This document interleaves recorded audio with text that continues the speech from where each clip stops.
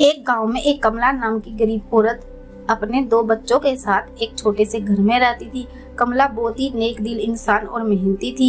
कमला दिन भर मेहनत करती और मेहनत करके उसे जो भी मजदूरी मिलती उसी से उसका घर का खर्चा चलता था। कमला के घर के हालात बहुत खराब हो गए थे। कमला को कुछ दिनों से कोई भी काम नहीं मिला था। उसके घर पर रखा हुआ अनाज भी सब खत्म हो गया था। वह घर के एक कोने में बैठकर यही सोच रही थी कि अब वह अपने बच्चों को क्या खिलाएगी। घर में तो कुछ भी नहीं। कमला के बच्चों को बहुत भूख लगी थी। कमला के पास दो ही रोटी थी। वह अपने बच्चों को बुलाती है और प्यार से दोनों को एक एक रोटी परोस देती है और कहती है तुम खा लो। तभी कमला के बच्चे कमला को कहते हैं कि माँ आप नहीं खाओगे। तभी कमला झूठ बोल देती है, कहती है नहीं बेटा मुझे भूख नहीं है। कमला के दोनों बच्चे रोटी खाकर चैन से सो जाते हैं।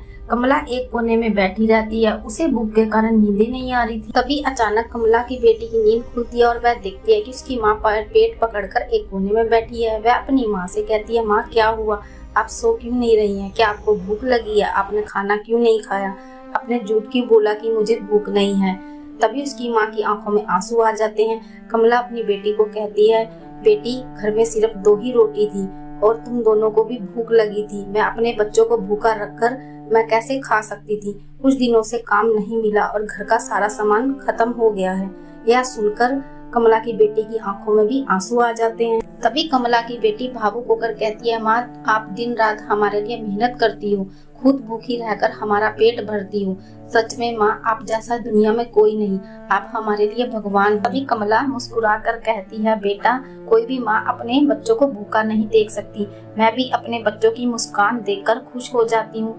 मेरे बच्चों की मुस्कान ही मेरी सबसे बड़ी दौलत है।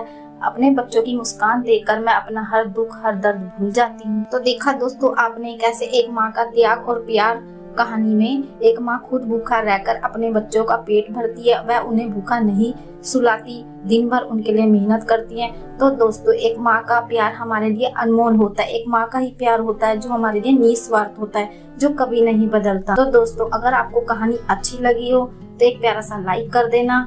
Happy mother day.